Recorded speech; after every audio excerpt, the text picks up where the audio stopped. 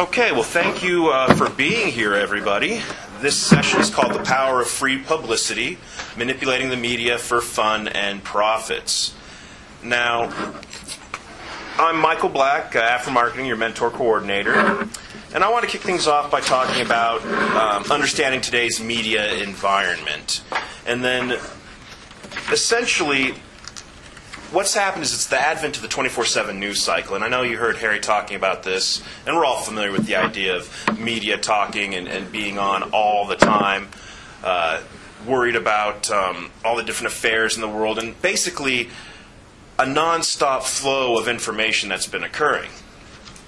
And so you can view the news as this hungry machine that keeps consuming content. It came to us during the Gulf War. It was the first advent of actual 24/7 news cycles when they had troops embedded in, reporters embedded with the troops in the first Gulf War. That led to Fox News, CNN, MSNBC, PBS, etc., a whole world of alphabet soup networks, essentially. And in this world, there's intense competition for viewers and for clicks. Clicks meaning the online equivalent of things. And so blogs have ultimately made the internet and blogs have made this beast even hungrier than ever, and it needs to consume information in order to keep people paying attention.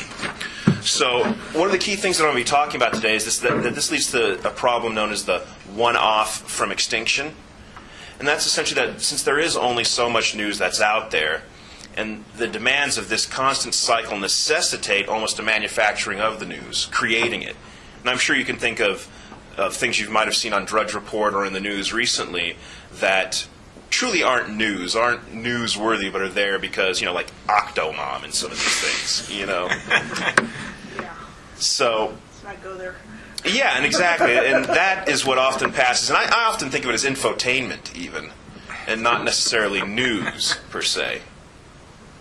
But in there is the concept of puffery, the idea that playing on words and that. For instance, puffery leads to why there's 50 different kinds of soap to choose from.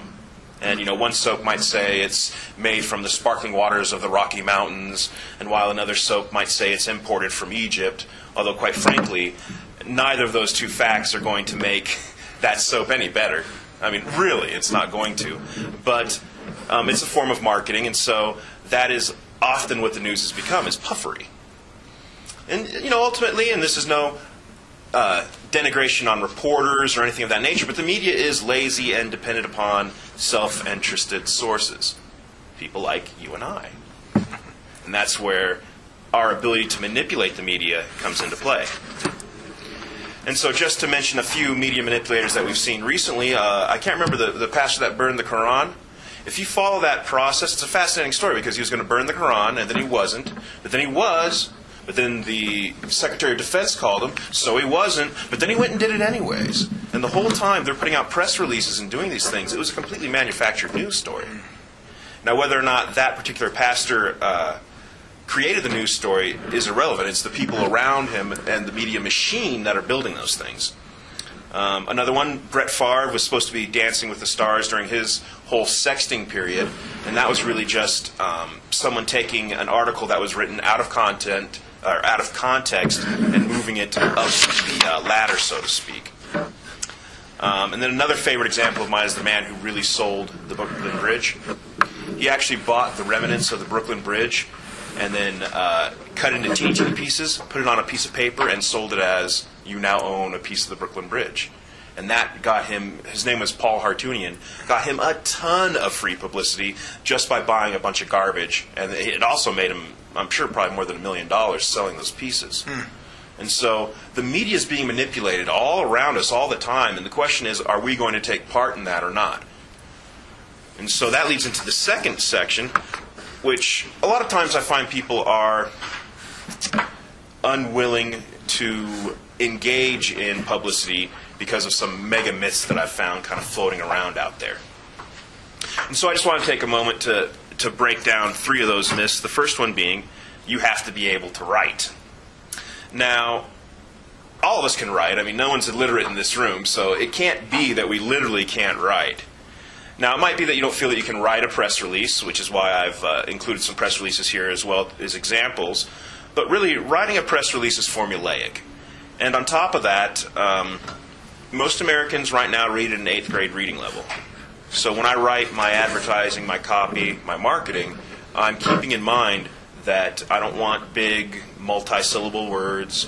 I want to keep that copy down to the level of the readership, if you will.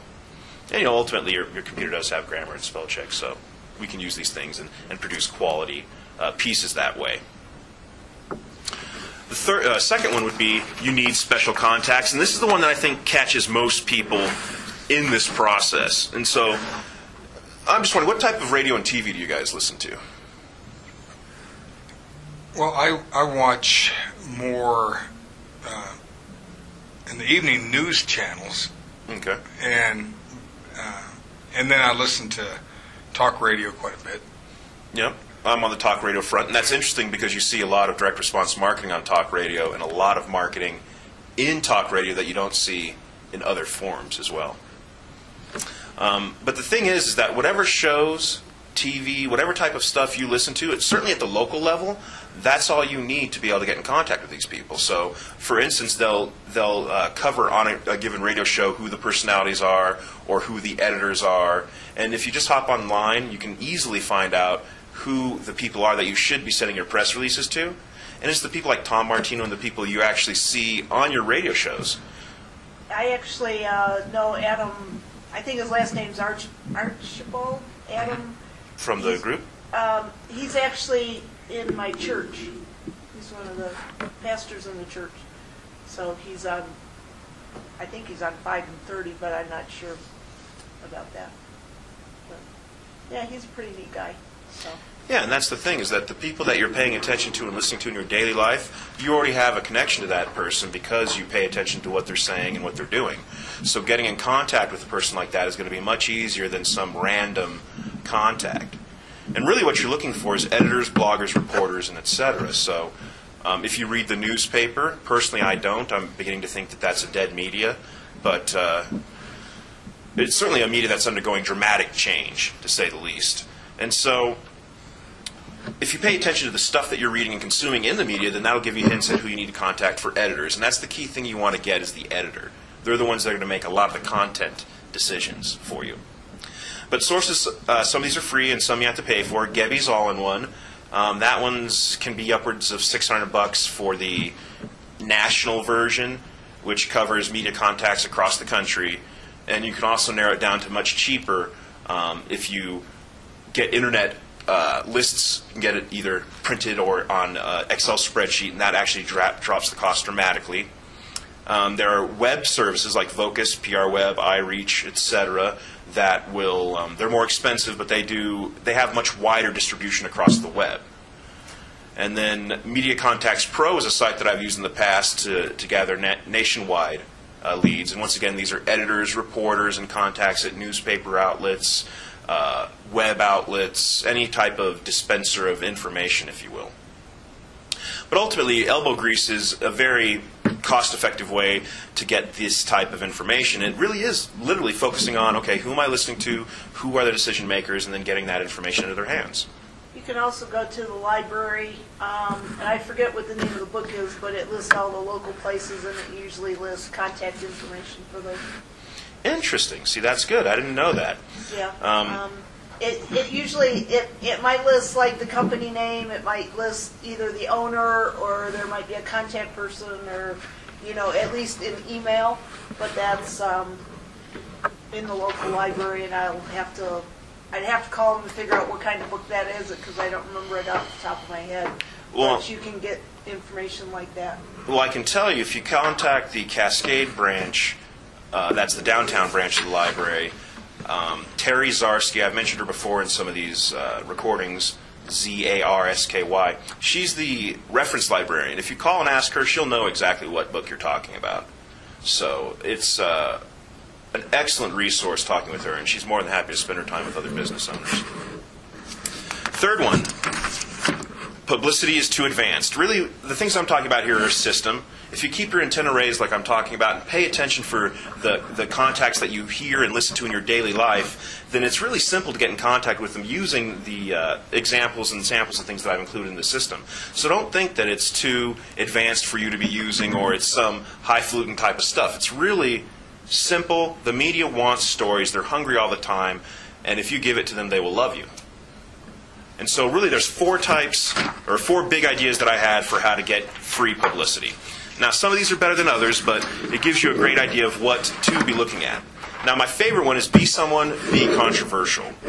Now, it doesn't necessarily mean you have to go out there and be offensive, but if you are offensive, it gets you attention. If you get attention, it gives you a platform to speak. And that's the fact of the matter. And so whether or not you're being offensive, certainly touching at those things and not being so focused on that is a great way to get attention. Now, of course, it may not be the attention you want. It depends.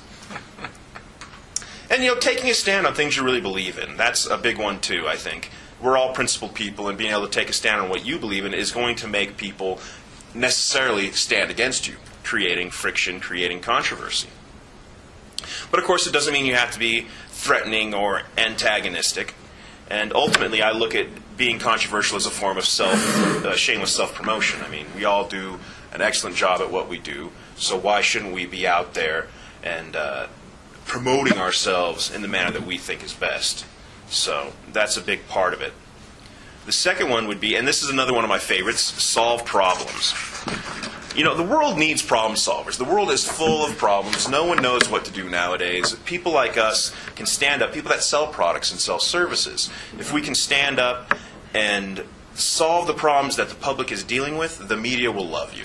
They will love you if you can solve the problems that the media, the reporters are dealing with themselves. Key, number one, solving that one-off problem. That's another thing they're going to love. So basically, being a problem solver, creating need, intensifying that need. Because, for instance, people may not be as aware. I know after sitting through some of your carpet presentations and such, I know now that there's far more need for me to have my clean carpets than I ever knew before because of the amount of junk that's in there and the need for a good carpet cleaner because, for instance, I can't remember who mentioned that, but the guards you use to keep... Oh, corner guards? Yeah, the corner guards. I've never seen someone use those before. And so some of that stuff... It's also educating them about the need they have for your product and service so that you can solve that problem. And so that's going to be a component of this as well. Third one, I don't know how many people... You guys remember Pet Rocks? Yes. You do? Okay. See, that was actually a little bit before I was born. I was born in 1977, so... But I did get a Pet Rock as a child. I graduated in 1978. Well, there you go.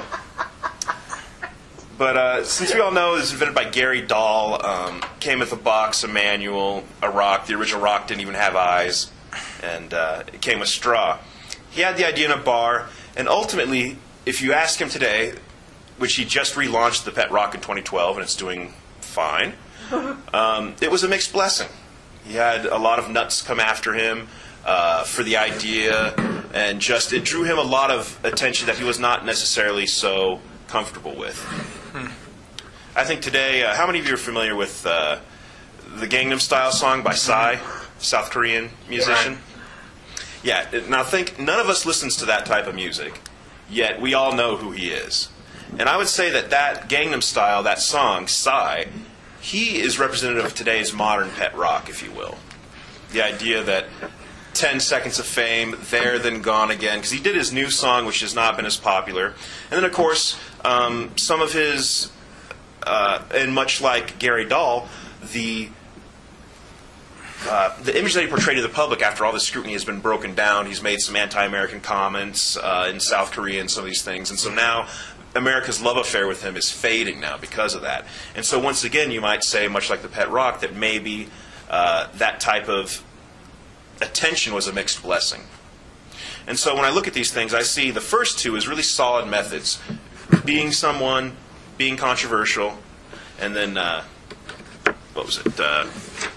solving problems. So the Pet Rock, you can do it. And today, I think in our internet culture, it's even easier to be a Pet Rock. But once again, you're going to have some of that stuff that comes with it. And you may or may not want that for your business. So that's something to consider in this. And then the last one, I wholly recommend you do not do, and that is the dangers of nut publicity. You know, and these are your inflatable gorillas, crazy hermit on his car lot, selling it for crazy prices, dressing up like pork chops. I'll even take it a step further and say even those the sign waivers. I really do not like that. Flippers? Yeah, even though did you see the guy outside the meeting today? Yeah, he is awesome. Good. I watched him. I asked him to take a video. I watched him Tuesday afternoon. He's a black guy, little skinny guy. He's out there and he's flipping it, and it's all over the place, back behind his back, over his head, up and down through his leg. Yeah, he's good. Isn't there King Supers over there? Yeah. Well, he was across the street from the IHOP. Oh, I didn't see. There was a guy at King's. He was on a windy day last week, and he just, without looking, he'd throw it up in the air, and it would stick to the signpost, and then he'd wait for it to fall down. He had it sort of timed, then it would slide back down, he'd grab it, and then flip it, and then throw it back up. I mean, he had it figured out. Yeah, that's funny. 'Cause see, that got my attention, but I'm not going to go. I mean, they're for one of those buy or sell gold places. You're right. I'm not going to go or buy or sell gold because the guy was waving the sign. I mean, I think there was no question that he was talented. I have not seen someone, do something like that ever, really. But the point is, though, that's not going to get you business. I mean, I know some people agree or disagree with me on that, but the point is can you prove that brought you in business? I mean, did someone come in and say, hey, I saw that crazy sign waver out there and thought I'd come in and sell my gold ring? I mean, it doesn't really happen. Yeah. And so let your competitors be nuts. Let them use nut publicity, but let's focus on the more serious types of publicity that will be effective for your business. So now I want to switch gears and talk about some specific strategies, tactics, and resources that you can use to get free publicity. And the first one I'm going to discuss is blog control. Blog meaning businesses leveraging organizations for growth. And what I mean by that is we can leverage news organizations to build our businesses, and they will help us do that as long as we are useful to them. Now, blog control essentially is blogs nowadays more than ever create our news. More than any single force, blogs shape the news. If you think about, and these are mainly political blogs, Gawker, Politico, Huffington Post, etc., these blogs shape public opinion on a variety of different topics. And so paying attention to how blogs work and how we can manipulate blogs is a key part of free publicity. Now, you can think of the blog cycle as, let's take, for example, I think the current issue of the tax IRS scandal. Let's say, a tax blog that spends its time talking about taxes and things of that nature. What do you think are going to be the peak times for a tax blog? Before an election. You mean any time of day, you mean? Well, blogs are going to have more traffic at certain times and less traffic at other times. It's the same way with the news. They're going to have more viewers at certain times, less viewers at other times. Yeah, tax would be around tax time. Yeah, exactly. Tax season is going to be one of the biggest ones. Also, August you have extensions that come up due, so August is going to be another important time. But can either of you think of any other times that would be the case, where there would be high traffic to a blog on taxes? I mean, I can't think of many things that would draw that. Well, actually, the very first part of the year, because that's when most of the new tax revenues take place, is somewhere just before April 15th. That makes sense. And then, at the end, at like December 31st, when they're saying you need this, and this before you can file your taxes for the next year, or this is now the time that you need to put money away, like in your 401k, before exactly stuff is due. So yeah, and that makes sense. Somewhere in like the first 4 months of the year, technically, that's going to be probably the most advantageous time to put out tax information on. Exactly, and that's how it is. There'll be certain times where it's good and other times where it's not. But the problem is since you have the one-off problem, meaning they have to fight off their own extinction, it doesn't matter if it's tax season or not, they need viewers. They get paid by page view. So they're going to manufacture or create stories that can then draw readership, because they have to fill up the other 10 months, 8 months of the year. And so what that leads to then is stories that they might not necessarily have run, that then get moved up and become nationwide stories so that they can sell page views. And so case in point, for instance, the IRS scandal that's now big, and that's deservedly big. I mean, it's a pretty big scandal, but the point being is that for blogs now, for tax blogs, this is huge. This is moneymaker for tax blogs. So they're now sitting there talking about how can you avoid the IRS spying on you, or how can you avoid this, or there's so many other marketing and ideas that flow out of that. And so oftentimes they'll be fuzzy, they'll use some puffery, create maybe headlines that aren't entirely true, if you will. I mean, they're true, but you've seen those type of headlines where they lead you in and you find out it wasn't really what you thought at all, right, but it's still technically true. Or they add that question mark on the end. So it's not even a true statement. So it's not even really a statement. It's a question. So that's kind of how the cycle works, and it goes over and over and over again for anything you can think of, be it carpet cleaning, marketing, wooden engraving. I mean, there's blogs and media that is focused on all of these different areas. I mean, that's the nature of the 24/7 cycle. And so what we want to do is manipulate that perpetual blog cycle to get us moved up in the news. And how you do that is essentially a technique called trading up the chain. Since blogs are such a powerful tool to leverage, and online leads to offline, meaning online content filters up to the national media outlets. So for instance, you've got your first entry level, which will be tiny blogs, hyper-local sites in your local area. Very, very small type of stuff. You get your press releases, your ideas onto those platforms. And as long as they're done in the proper way that draws attention and fulfills the media's need for content, it'll get moved up to the next level, which will be institutional levels. That's our KRDO, KVOR, the local radio and television outlets. And then as long as these pieces are done well, that will eventually be picked up by the national level, the industry big boys like Fox News, CNN, and all these things. So I guarantee you, for instance, the Quran burning pastor, that started off as a very local news story that blew up to national and then international levels. And so when you think about that, these stories all the time trade up the chain. You know, the wildfires started as local news, even though our previous year's wildfires were national news. But soon after that, once they grew in scope, it became national news. And then, you know, so you can see how all these stories, you know, at first it was just us being concerned about evacuating that small area. Then it became a big problem, a larger area, more media outlets involved, and then it became on the Drudge Report, getting millions of hits. And so that's what we want to look at, is how can we get our information traded up the chain. And it doesn't always work the way you think. I mean, like, 'cause Black Forest Fire, it didn't get, none of the people I know outside of our state called us. Mm-hmm. But Waldo Canyon, people were calling from all over the place, and even relatives overseas. Are you okay? And this one was closer to my house. Yeah. But nobody even heard about it. Well, keep in mind, though, because once again, this news cycle, this is the second time this has happened. The second time is not nearly as interesting as the first time. So it's just a copycat story now, not as interesting. Okay, And gotcha. so, and also keep in mind what's going on in the media right now. I mean, that is because when we distribute this information, it doesn't necessarily mean it'll be used right then. It means that it'll be thrown in a queue, if you will, and sat on sometimes until the media cycle slows down and they need something to write about.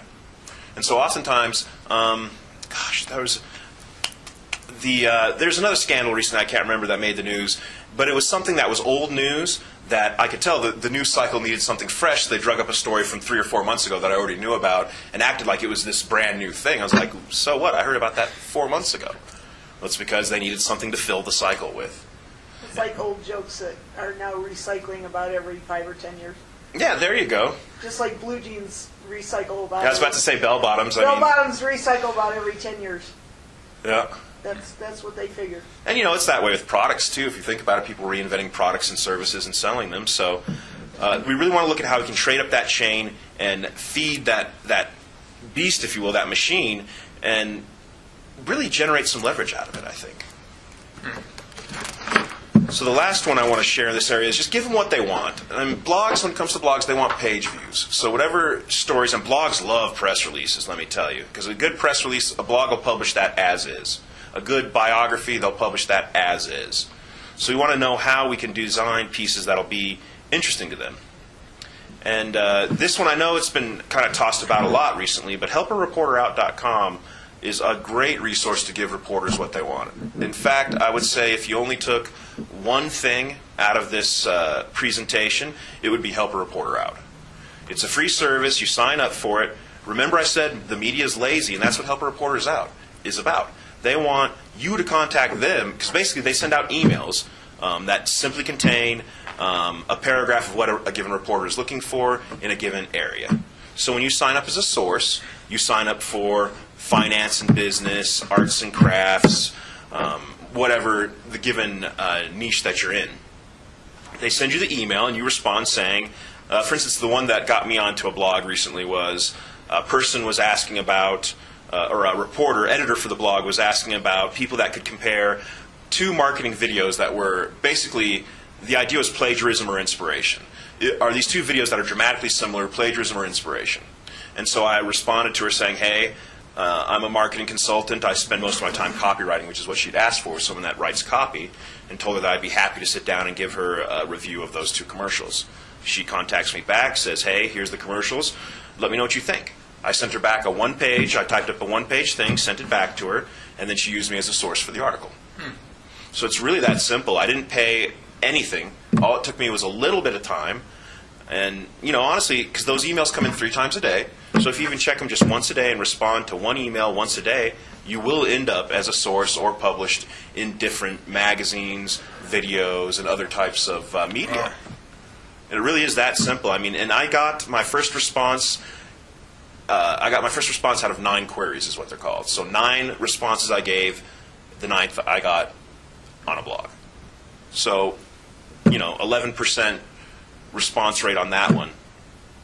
So it's something that can really be used, and I really think it's just an excellent resource, and for only a little bit of time a day, because the pitches that you give these people are not long and drawn out. Simply, hey, here's who I am, here's what I do, here's how I can help you, have a great day. That simple. 2-3 lines is all we're talking about here. So that's an excellent way to get yourself into the news and give them what they want. Another great way is, this works especially well in the tech field, giving away product to bloggers. So if you have any type of product you can give people to try so that they can review or use, then that works really well. I can think of those gun pens might be a smart thing to send to, see, stuff that pops into my mind. So what if you sent out a sample of gun pens to some kind of gun group and then told them that, you know, hey, use these to fill out the petitions to fight whatever legislation you don't like in the gun world. Suddenly you've got a perfect tie-in. We all know that there's been previous stories about gun control in the media, and they're moving forward with the Trayvon Martin case. There's going to be more and more discussion of this. Boom, there you are, tying into a current trend with a fun, unique product. Give it to them for free, and they'll love you for it. Or if you want to be controversial, there you go. Send them to the other side. No, then I send them, and that would work probably better, honestly. then I send them the little baby ones that I now have in production that says, here, give this to your kids, and you can donate it. You know, you can pass this gun down to your kids, and you don't have to, you know, claim it or anything. You know. And I think that now I think about it, I think that would really work. Honestly, both sides of the fence. Someone to Sarah Palin and one of the moms of the kids up in Connecticut. Yeah. The outspoken ones. Yeah. And see, that type of stuff gets in the news all the time. I mean, if you...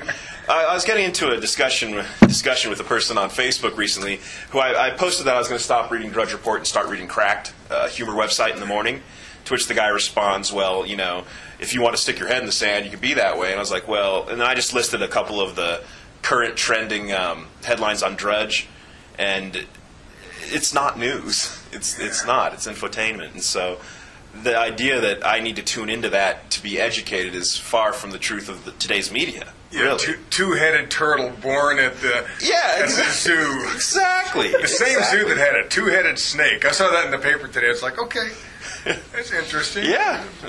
Very strange, but interesting. Yeah. It's not news. No, not at all. And so that's what passed for a lot of news. So that's why I also say that when we're writing these things and doing publicity, you don't have to be news. You just have to be newsworthy. Okay, I'm going to add on to that.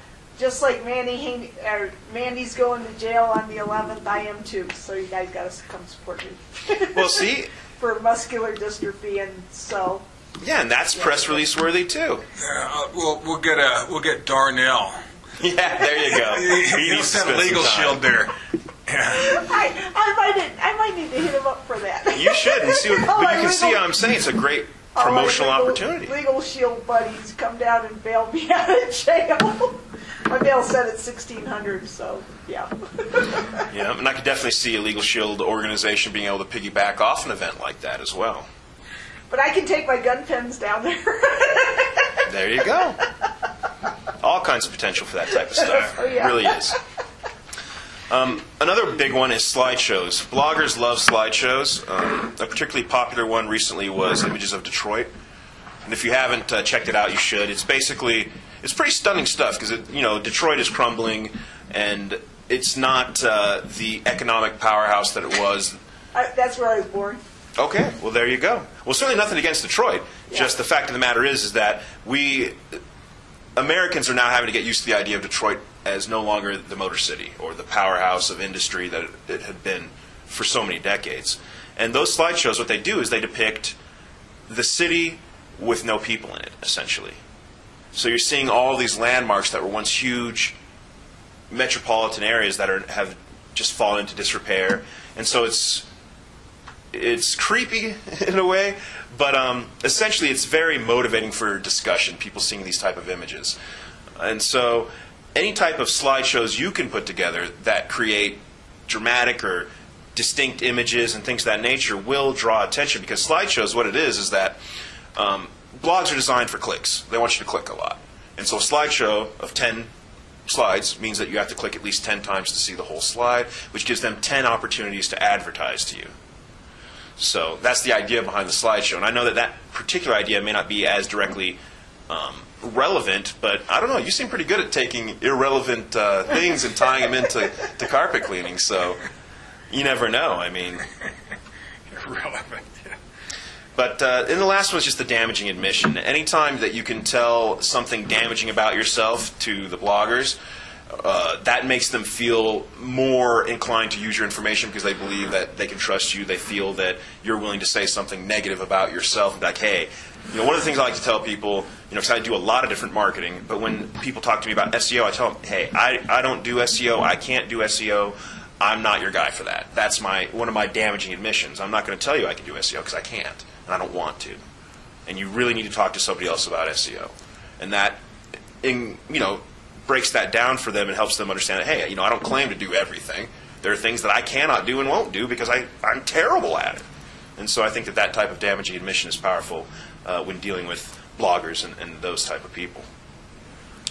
Now, I want to get into some effective emails now. And since a lot of what you're going to be sending to these people is email communication, I want to kind of get down what we would be looking at for a really good email. Now, the headline, its only job for the headline, in this case, the headline of any marketing piece or your email is going to be your subject line. And its only job is to get them to open that email. You're going to have to imagine the editors that you send these things to, you're going to have to imagine that they've just sat down and they're going through 500 emails in their inbox. And so what is it about your subject line that's going to make them open that email? And so really, your subject line, because these emails are going to be short, so your subject line is going to do 90% of the work that you have. So you really want to think about that. And you can see some of the examples in the mentoring emails I've sent out. Like one of the better ones I did recently was, do you have CSP? Trying to play off of ESP. And incorporating any types of elements of story, who, what, when, where, that type of stuff. That's what really gets people motivated. That's what gets people to read, and that's what will get media attention. So all of your communication should be formulated as a story. And I think in general, story selling is a powerful way to get your message across. Very powerful. Now the first paragraph of your email, and really your email to the editor should only be maybe a couple paragraphs at most, with the attached information that they'll need. So, and this goes pretty well for writing, unless you're writing a long-form sales letter online. This web paragraph formula, if you will, is really how most good communication on the internet is structured. So you can think about that when you're doing copy on your website or notes on Facebook. This structure is how most content on the web is structured.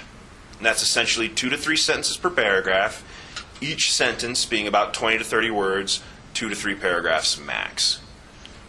Yeah, you did a good job. You did a good job on the one today. Just real simple. Who, what? I mean, you used all the principles. Oh yeah, that's right. Who, what, when, where. Who, what, when, where, and then you had the link that took you to. Yep, the registration. Yeah. And then I also threw in a bit of link bait. They often call it in there, the sneak peek of the... what we're going to do today. Exactly, in the hopes of trying to draw that attention, get that curiosity, and spread that information. So it's very, very powerful to structure things in that way. It gets people reading it. And remember, you got to deal with the attention span of a gnat nowadays, really. And so that's why the stories, making things fun and compelling and interesting and viral is so important. Useful resources. So you're going to have your brief pitch to the editor, and then at the end, I like to put a little segment where I have all the useful resources that they could use, for lack of a better word. And so these are going to be pictures. I keep those at the bottom of my press releases. I know you did some personal branding pictures recently. That would be the great thing to add at the bottom of that. Pictures of yourself. Free reports. A free report is always a great tool in publicity because free reports solve problems. So if you have a free report, then you have a press release because you just structure the press release around, hey, my name is Michael Black.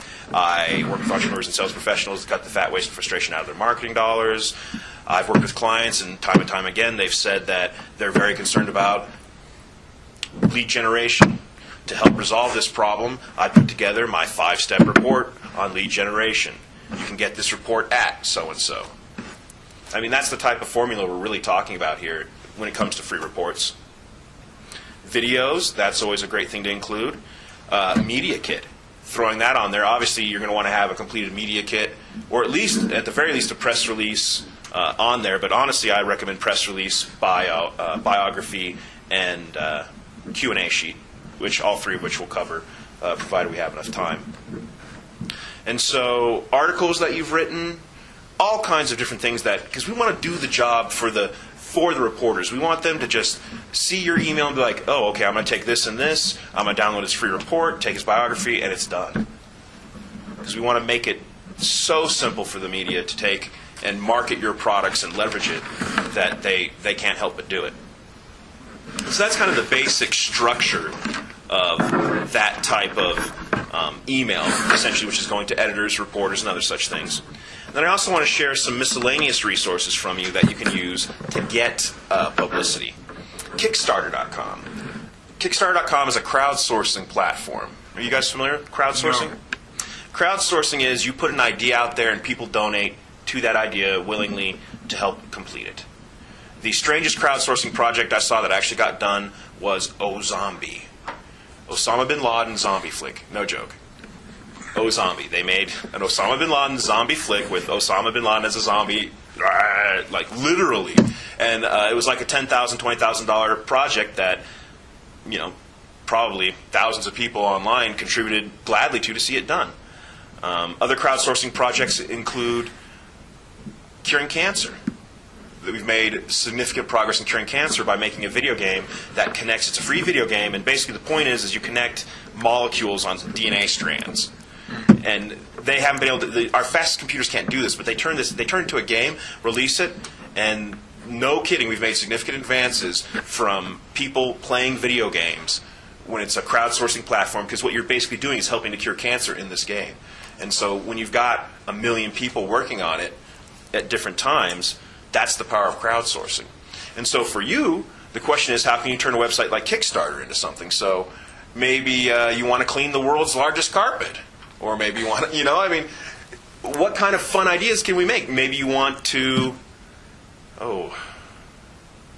make the world's largest functioning pen? I don't know. My mind goes to large things. They got these, smallest. They got these big, humongously huge pencils. Okay. And so my biggest thing would be to get a pencil and all these things that say a dull pencil's better than a sharp mind. There you go, see? And so those out everywhere. Well, and that's the whole point, though, is we want creative ideas like that. Other than it won't fit my driver, it's too big. But big and small. I could put a sticker on this. I could put a sticker on the side that says that, but I can't engrave it actually on the pencil itself. But that's something to think about, though, is that these sites, it's free to create a Kickstarter account, and the only thing you need to do is create a compelling idea, or a newsworthy idea, or a fun idea. And even that, even if you don't, let's say you create some fun Kickstarter idea that never gets funded, just the fact that you're on Kickstarter and people don't know what crowdsourcing is gives you an advantage. That's newsworthy. Even if you're unsuccessful in your Kickstarter idea, as long as it's a creative idea, it's newsworthy. Another one, Wikipedia. Funny thing, create your own Wikipedia page. I mean, why do you have to wait for somebody else to create your Wikipedia page? Create your Wikipedia page, say whatever you want about yourself, and then you can now source your Wikipedia page. Or your business, or whatever. Yeah. See, I mean, why, Because all that is just gathered information. That's all it is. And remember, puffery, and I might add, the concept of puffery is entirely legal. The law allows for it. So you're not doing anything, at least according to the law, you're not doing anything wrong by using a little bit of puffery to embellish, if you will, your business, the things that you provide, the problems you solve. I mean, let's take what we do at the highest level possible. Let's not just take it at the low level and say, I just clean carpets. No, you protect the health of my family, of your pets, things of that nature. So create your own Wikipedia page and control it. Why not? And then use that in your publicity efforts. I mean, there's no reason. There's nothing saying you can't. I clean people's pets' toilet, which is their carpet. See? Oh, he went there. That's bad. That's bad. Ugh. See, no, but there's an image for you, too. There's an image for you. Yeah, Mark always has a really good image. That one this morning was kind of cool. Yeah. Creepy baby doll. I was sitting next to sitting next to Ashley, and she goes, "Yeah, and that was the house we sent him to." It was like her brother freaked. But you want to know something about that? Porcelain, dolls, fires at over 1,500 degrees. When I make my necklaces, I take these up to 1,500 degrees. So my glass that something happened, I'd have a bunch of melted glass, but it would probably still be there. That's why a lot of the houses, you could probably still find glassware and stuff like that. Well, the mason jars were just flat. They'd melted the jars. There was a lawnmower I took a picture of. All it is a crankshaft, the blade, and just a pool of flowing melted metal. Oh, wow. Just crazy. That has nothing to do with this. I know, but I what like I'm the saying idea. is the reason those survived is because of the high firing temperature and what clay and stuff. Right. That's why a lot of your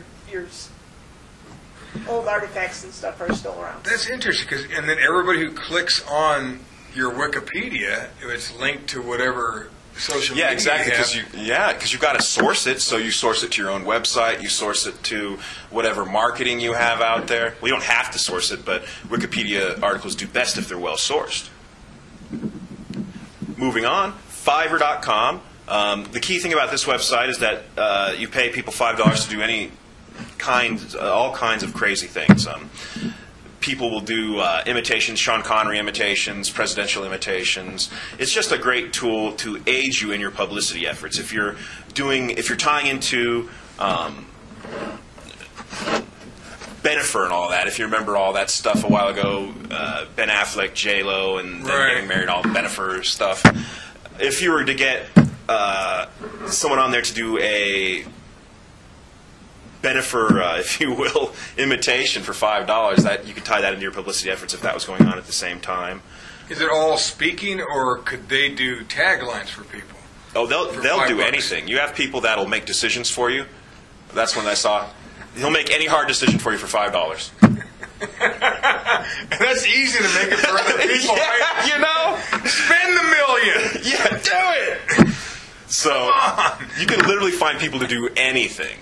And so I just use that as an example because it's fun and we want to be fun for the media. So if you're doing a press release that's in some way tied to a movie star, then having a audio clip attached to your press release of an imitation, a voice imitation of that star, tie it into your press release, newsworthy. Something fun. I mean, I would pay attention to that. YouTube, that's a given. Psy, that's how he became famous, was a YouTube video. Justin Bieber? Justin Bieber, yeah, that's literally how he became famous, literally. And so that's a great one, that's a given. And then e-zine articles. You want to be an author, hop onto e-zine articles and upload an article real quick. Now you're an author. It's that simple. And then you can now cite your published work on e-zine articles. I've put about 20 articles up on there. Plus, you get a resource box, which then drives traffic to your website, so that's nice. But if you want to be a published author, you can be one today simply by going to ezinearticles.com. So, I know we've got about 10 minutes left, and I want to go into snag and distribute publicity and talk about your personal media kit. So that comes into play with the little thing that I brought with me today. And you'll see that there are in that... Well, the first one is a biography. That's not quite the way I'm going through an order here. The next one is the press release. So one more page. There you go. So there's a press release there. Recession causes financial disaster for some small business owners. Tell me that's not a big headline. And then there's a second one, Recession Proof Your Business seminar, to be held July 31st after that. Now, the key things to remember is you want the powerful headline. It's going to be one page. Press releases are always one page. And then the key thing to remember is those 3 pounds at the bottom. That's a must. Those 3 pounds tell the editor that the press release is over. If you don't have those 3 pounds, some people may just assume that you don't have a clue what you're doing and will not pay any attention to what you say. So that's very critical, the 3 pounds at the bottom. You want your for immediate release at the top left. Unless that is, you can also set it for release on certain dates. If it's only supposed to run between a certain time frame and not for immediate release, then you can do that as well. So for immediate, it's whenever they deem it immediate. Yeah, whenever they want to use it, they can use it. Okay. And then you could say, for release only during this time frame because that's the only time frame that this information is relevant. You can do whatever you would like there. You've got your media contact in the upper right, and you can follow this format, point by point, because this is the format that I use to send these out. The contact information should go to a number that you will answer for sure. Because media are not going to call you back again and try and hound you. They're going to call once. If you're not there, they're going to move on to the next person. So you want to make sure that whatever information you give them is information that they can contact you with immediately. And it tells a story. I start off by building pain, talking about, are you concerned about the current economic climate? Don't feel like you're alone. You've got me in your corner type of language. And then I'm building on that pain. Credit is tight. And, of course, 2010, it was a different fiscal climate than it is today, certainly. But the point, though, is that you can play off of current events to use your marketing, to use your press releases.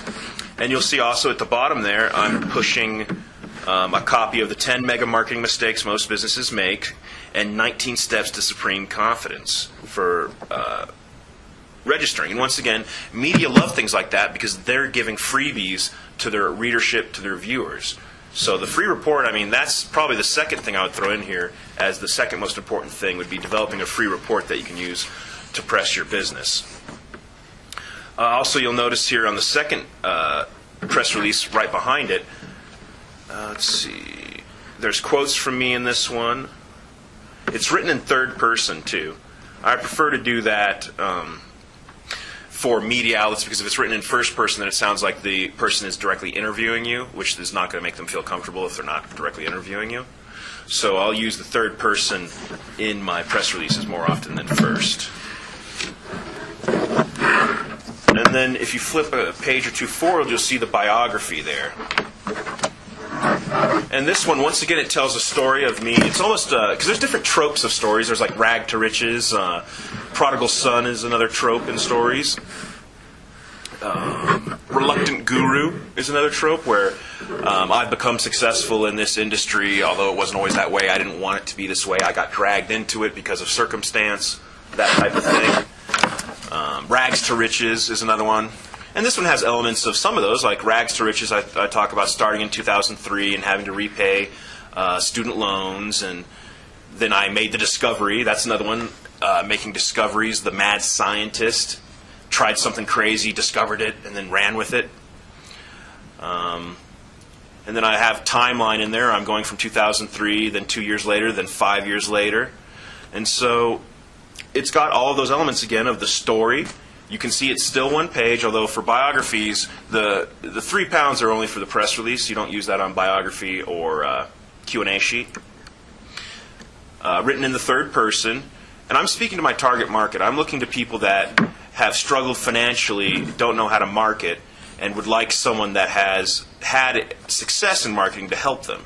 That's why I also start dropping names like Zig Ziglar, Tom Hopkins, Brian Tracy, Dan Kennedy, those type of people.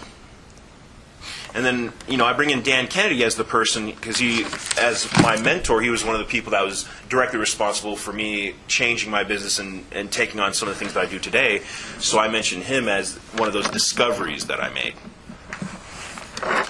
So you can see that is something with the story-like elements in there. I don't think that because this was also written about 3 years ago, I don't think that the way this biography is written now would get me, I don't think people would publish this pure and of its own, but it does have some of the elements there for it to happen.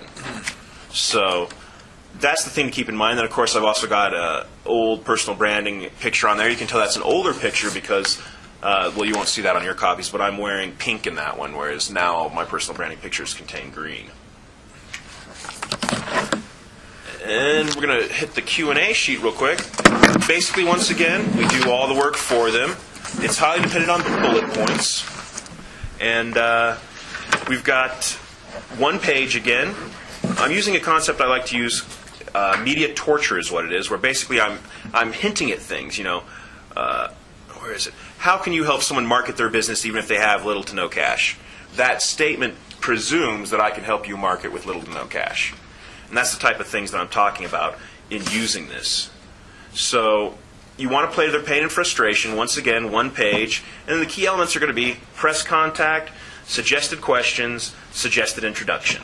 So if you combine this with the biography, the Q&A sheet, and the press release, what you've got is everything a reporter needs to do a story on me. They've got everything they need to know about who I am. They've got why should they care about who I am, what should they be doing with this information, and then they've got an interview designed for them already. So if they call me up, if they've got 10 minutes, they can have their story just by calling me up and saying, okay, so does your style of marketing require a lot of time or large cash investment? No, it doesn't. Actually, I structure my marketing so that I can, blah, blah, blah. And so since these are questions that I feel comfortable answering at any time, if someone calls me that gets this media kit, I'm going to be ready for anything that they're going to throw at me. So if they even decide they want to do a quick interview, they've got my introduction, they've got a few questions, boom.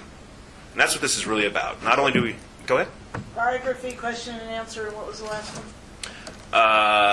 Press release. All of which you've got examples of in your package. And then you've also got an actual email that I send to people there as well. As you can see, once again, it's a one-paragraph type of item with links to it for press release, biography, topic sheet, pictures, video, and my email address. And so that's really what we're talking about here, and that's the power of free publicity. If you have any questions, I'm always happy to cover over these things in more depth. But, you've got a couple of action items there that any industry can use to be successful in this. And I would just say, go forth, succeed, and that's the power of free publicity. Thank you.